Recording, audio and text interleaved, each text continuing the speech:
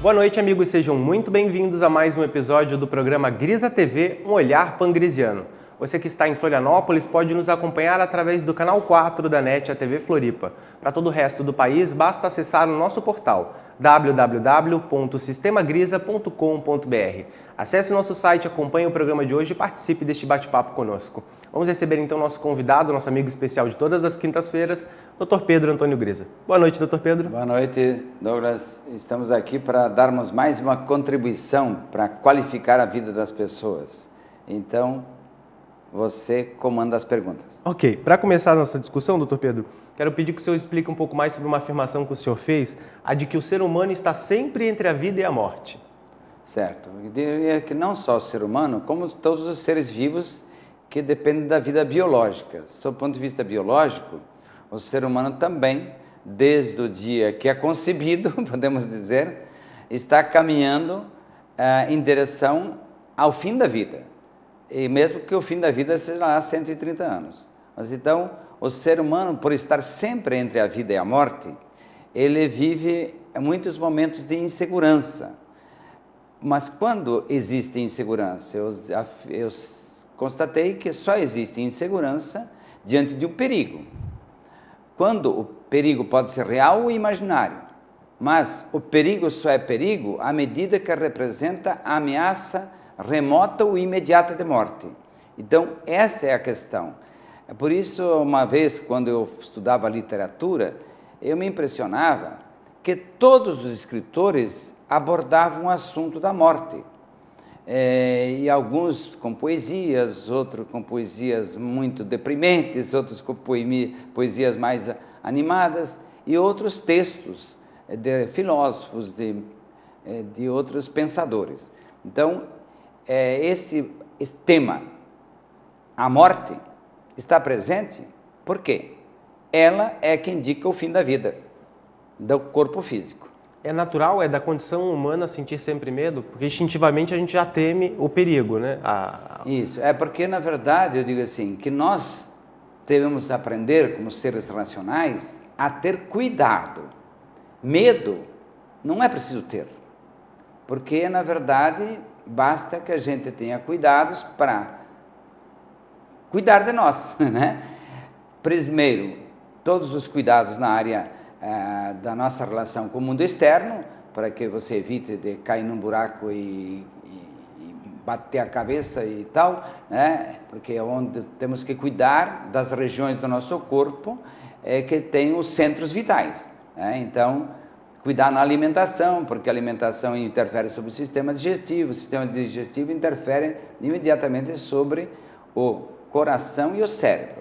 E eu digo, a nossa cabeça possui a caixa do crânio, dentro do qual está o nosso cérebro, o qual comanda todo o nosso organismo. Então, nós devemos sim ter certos cuidados. Ter receio, ter cuidado, digo sempre, medo é próprio dos bobos e atrapalhados. Cuidado é próprio dos inteligentes e prudentes. Doutor Pedro, qual a relação entre a questão da segurança e da esquizofrenia?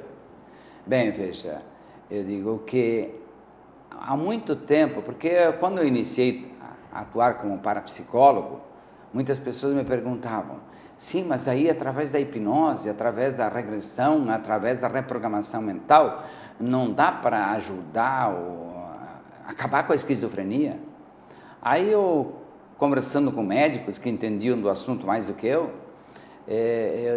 aí eu chegava, eles diziam, não, isso não tem cura, a esquizofrenia não tem cura. Só que eu nunca me conformei com essas afirmações de que existem limitações definitivas para o ser humano. Então eu digo, até hoje, eu ainda não estou assim completamente convicto de que eu não posso recuperar minha visão. Por isso estudei muito sobre o corpo humano, também sobre a parte biológica do ser humano, porque o olho é um dos instrumentos mais qualificados do nosso corpo e, portanto, onde todas as atividades orgânicas, elas atingem um grau superior em todos os sentidos. Então, eu até hoje eu digo, não creio que a pessoa tenha que permanecer a vida inteira cega. Outro aspecto, nunca me conformei também, então, que alguém pudesse ficar eternamente depressivo ou eternamente esquizofrênico durante toda essa vida. Deve existir caminhos. Por quê? Por que a pessoa passou a ter tais comportamentos, ou tais atitudes, ou tais reações diante da vida, se o Criador do Universo dizem que é um ser bom, que Ele nos colocou, que é um Deus de amor, e etc. E se Ele é de fato o Criador do Universo e de todos os seres vivos presentes neste universo, e especialmente no planeta Terra, então seria chamar Deus de estúpido se tivesse criado condições aos seres vivos de inferioridade ou de limitações que não pudessem ser consertadas. Então, eu digo, deve haver um caminho. Então, desde novo, eu busquei encontrar caminho para superar essa limitação visual, que desde os 14 anos fiquei sabendo que eu tinha retinose pigmentária e que não teria cura, segundo o médico que me atendeu. Bem, depois eu fui identificado que eu tinha depressão. E daí também disseram que a depressão não se resolvia. Eu disse, não, aí é demais. E aí então eu fui buscar entender onde começam as inseguranças, onde começam as perturbações, onde começam os distúrbios do ser humano. E aí eu pude perceber que é sempre diante de uma situação difícil, que representa perigo para a pessoa e, consequentemente, ameaça de morte, remota ou imediata. Daí esse perigo gera insegurança. E daí o perigo gera insegurança. Porque o que é insegurança? É simplesmente não saber o que fazer. Então o perigo nos deixa ameaçados. Então, diante de um perigo, nós temos 3 formas de reagir imediatamente. Acho até que já abordei esse tema em programas anteriores, mas não custa reprisar, que são 3 sentimentos que nos alertam automaticamente, avisando que diante de nós existe um perigo. Um é o desânimo diante de um perigo que parece que não sou capaz de superá-lo.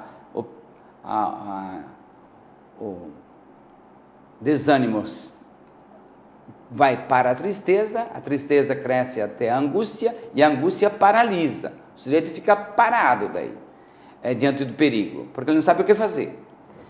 Outra forma é ficar preocupado diante do perigo. O perigo cresce até o medo, e o medo vai para o pânico, e o pânico faz fugir. Então é afastar-se do perigo para não ser pego pelo perigo, para não morrer. Outra forma de reagir espontaneamente diante de um perigo é dizer, poxa vida, mas esse perigo já apareceu na minha vida, eu quero acabar com ele. Então a forma automática que vem no nosso subconsciente é a raiva, porque a raiva é um impulso para destruir. Então o impulso mais natural é destruir o perigo que me ameaça a minha vida.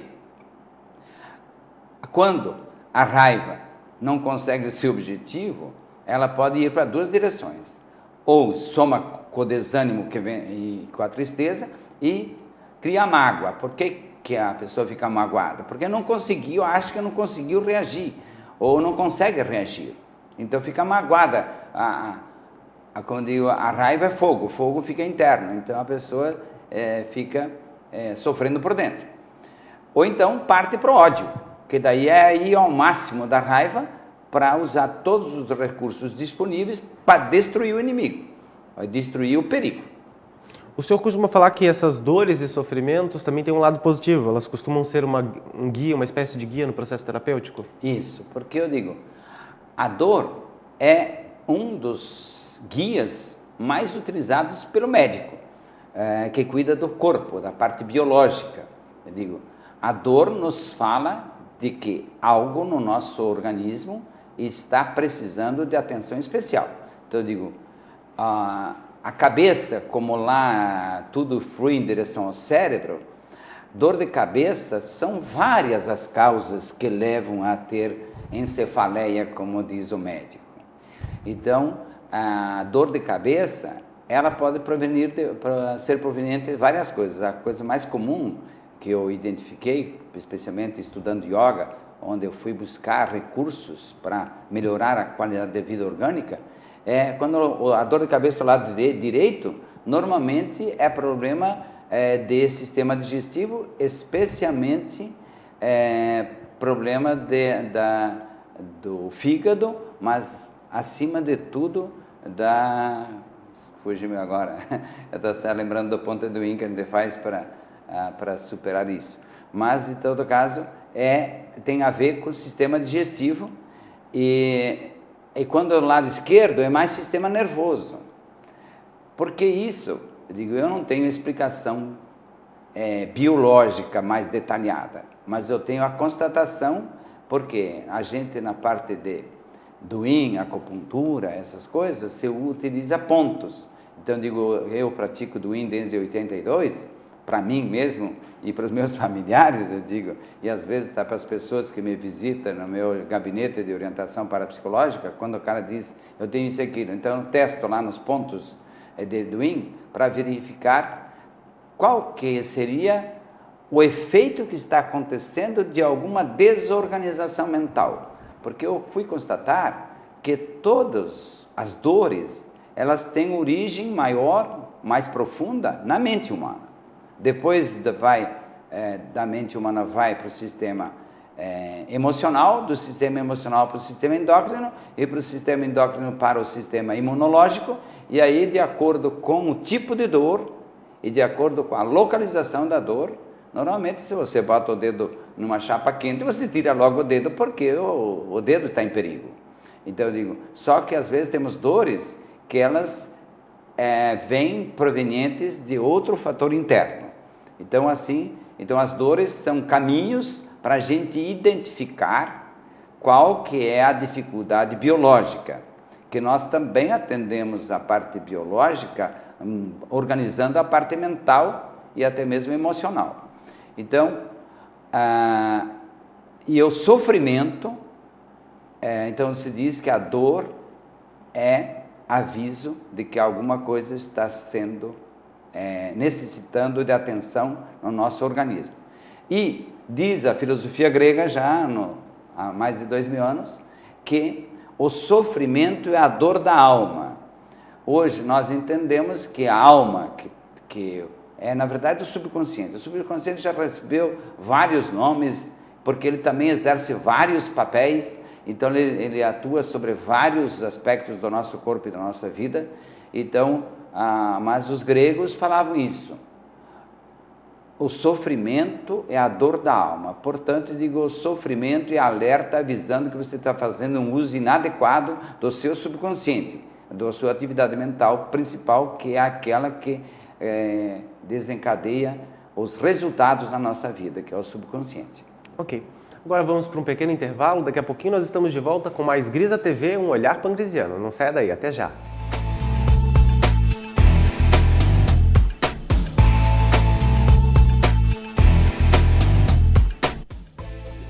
A Lipap, Livraria de Parapsicologia e Desenvolvimento Humano, apresenta a vocês os CDs de programação e reprogramação mental, através de técnicas desenvolvidas pelo Instituto de Parapsicologia e Potencial Psíquico, o IPAP. Você descobrirá meios de emagrecer, recuperar a autoestima, se livrar da depressão e muitos outros problemas que atormentam nossa vida moderna. Acesse agora mesmo nossa loja virtual www.lipap.com.br e descubra um produto perfeito para melhorar a sua vida. O IPAP, Instituto de Parapsicologia e Potencial Psíquico, convida vocês a conhecerem os cursos de formação do parapsicólogo clínico e terapeuta do Sistema Grisa, CAOP e CEOP.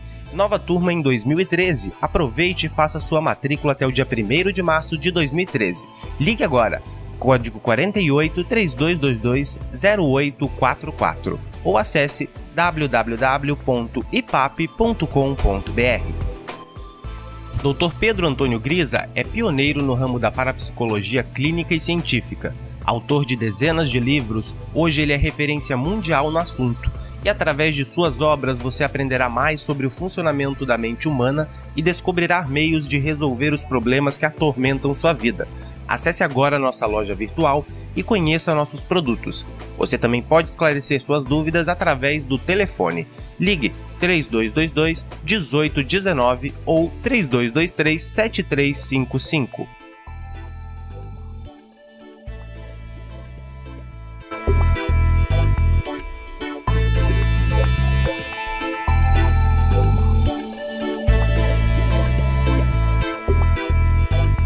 Estamos de volta com o programa Grisa TV, um olhar pangrisiano.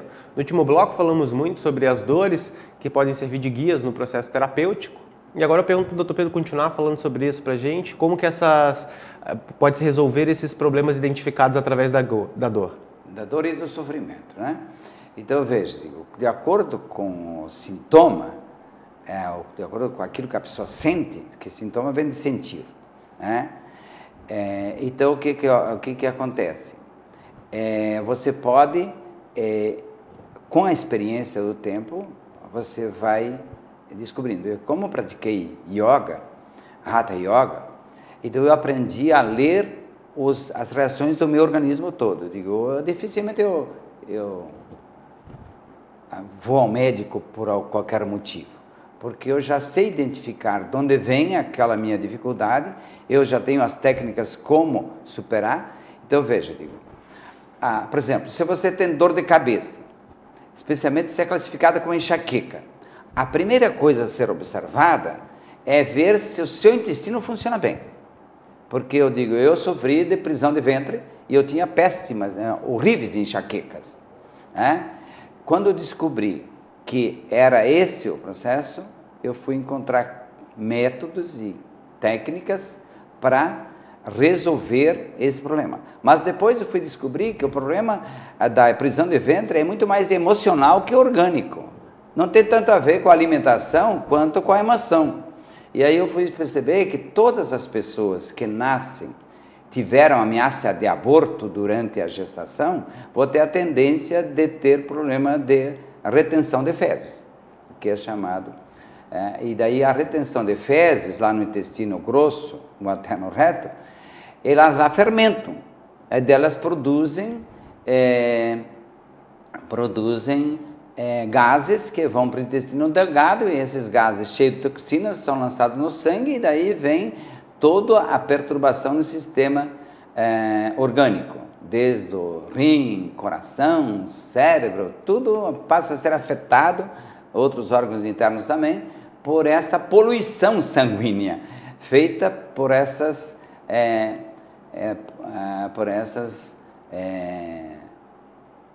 como se disse, essas toxinas que são lançadas no sangue porque as fezes fermentaram lá no intestino grosso. Aí eu digo, quando você assenta no vaso e as fezes saem fedidas, é porque não estão bem. O seu organismo está atrasando o processo digestivo. Onde está o atraso? Então, você percebeu o quê? Que a emoção que fez a mãe segurar os músculos do baixo ventre para o neném não sair mais depressa, para segurar a vida do filho, fica no subconsciente do bebê, como se ele tivesse que segurar os músculos do baixo ventre, que são os mesmos músculos que a mulher usa para dar à luz, são os mesmos músculos que nós usamos para evacuar, todas as pessoas usam para evacuar. Então, a criança, o subconsciente nosso, no seu mecanismo automático, ele retém as fezes como se ele estivesse retendo a vida. Só que daí o consciente, nós temos que perceber que isso um dia foi importante, mas agora não precisa mais. Agora, soltar os músculos do baixo ventre na hora certa para evacuar plenamente é vida e vitalidade, e não ameaça de morte, como seria se o neném nascesse antes do tempo, quando estava sendo gerado. Ok, doutor Pedro, uma outra afirmação que o senhor fez muito interessante é de que o ser humano, como ser vivo, sintetiza em si todas as outras necessidades e capacidades dos demais seres vivos. Veja, já se identificou que o ser humano possui todos os componentes bioquímicos da natureza, não só dos seres vivos, mas então nós sintetizamos todas as necessidades que os outros seres vivos têm. Se você observar, o ser humano, se usar menos açúcar pouco demais, pode dar até problema de falta de energia no organismo. Se ele não comer carnes ou não comer outros elementos que substituem a qualidade da carne vermelha, por exemplo, porque a decomposição da carne vermelha dentro do nosso organismo é que produz a vitamina B12. Então, se ele não usa outro produto de alimentação que produz a vitamina B12, ele vai ficar amarelo, vai ficar pálido, como muitos eu observei no tempo que eu comecei a estudar isso, que muitos vegetarianos eram pálidos ou até amarelados. Por quê? Porque faltava oxigênio no sangue. Porque se não tem oxigênio, não queima os alimentos que precisam se transformar em combustível para fazer o calor do nosso corpo, fazer a dinâmica, e aí depois a pessoa começa a ter até problemas mentais. Por quê? A pessoa que não tem oxigênio suficiente no organismo, porque não produz a vitamina B12, o que acontece? Ela vai ter dificuldade de pensar de forma mais prática, mais efetiva, para garantir a sobrevivência dele e dos elementos da sua família. Então começa a ter aquelas ideias lunáticas, a dizer, eu digo, porque o fantasma agradável é sedutor, e tem a tendência de alienar. Então a pessoa passa a ter ideias mirabolantes e como se fossem ideias espirituais, e na verdade são ideias marginais que levam o sujeito a fugir da vida. Então isso tudo da busca dos bens necessários. Então tudo isso nós temos, todas as necessidades, desde as necessidades do mosquito, passando por todos os outros seres vivos, até o elefante ou até as grandes árvores. Perfeito. Porém, também os seres vivos ainda possuem todas as fragilidades e as capacidades desses demais seres vivos, né? Isso, o ser humano tem todas as fragilidades e todas as capacidades dos outros seres vivos. Se um cachorro é capaz de correr tantos quilômetros por hora, o ser humano é capaz também. É só treinar. Então, assim, nós temos a capacidade de fazer tudo o que os outros animais fazem. Mas, então, as capacidades nossas são... o ser humano pode desenvolver todas as capacidades dos outros animais. Basta ver que antigamente se achava assim que dar salto de uma determinada altura é só próprio de alguns animais. Só que agora a gente sabe que os atletas fazem saltos maravilhosos. E assim também vencem outros limites que antes eram considerados impossíveis para o ser humano. Outra coisa, mas também tem as capacidades que os outros animais possuem. Então, o ser humano, por exemplo, ele tem uma capacidade de transporte, de carregar coisas, que parecia impossível. Só que é só treinar. É só treinar. Então, por exemplo, eu te lembro de uma historinha de um Far West, de um fazendeiro do Far West americano, que ele teve que cuidar de um bezerro quando nasceu. E ele tinha que carregar o bezerro de um determinado lugar para outro, desde recém-nascido. E ele foi levando todos os dias o bezerro daquele lugar para o outro. E o bezerro foi crescendo. Quando o bezerro já era um touro forte, de 300 quilos, ele continuava levando. Por quê? Porque ele treinou e para ele era carregar sempre o mesmo bicho. Sim. E não se deu conta que o bicho aumentou de peso tanto assim. Então isso mostra, são demonstrações de quanto o ser humano é capaz. Mas o ser humano tem uma capacidade a mais, que é o poder mental. Que esse é o assunto para o programa da semana que vem. Tá bom. Então nós temos aí essa capacidade, que é a nova capacidade que a parapsicologia identifica com mais profundidade e que outros estudos inicialmente. Agora nós temos as nossas companheiras que estão nos ajudando e confirmando muitas descobertas que a parapsicologia já havia feito, que são as neurociências. O senhor pode dar um exemplo dessas descobertas? Por exemplo, a neurociência agora diz que o que você pensa antes de dormir são essas ideias, são esses pensamentos, são essas informações que entram no nosso cérebro, que vão organizar os arquivos mentais durante o sono. Então, o sono sempre foi visto como algo misterioso, por isso o sono foi muito estudado por nós parapsicólogos e por todos os parapsicólogos do mundo. Eu digo por quê? Porque era visto até como se fosse a vinda de um ser espiritual que nos informava durante a noite. Então, quando se foi perceber que todas são informações que nós podemos receber durante a noite, e aí também outra conclusão. que a gente pode aprofundar na semana que vem, então, é que é a questão todas as religiões que eu estudei, todas as igrejas que eu estudei, ensinam as pessoas a orar, rezar, meditar, pensar em Deus antes de dormir.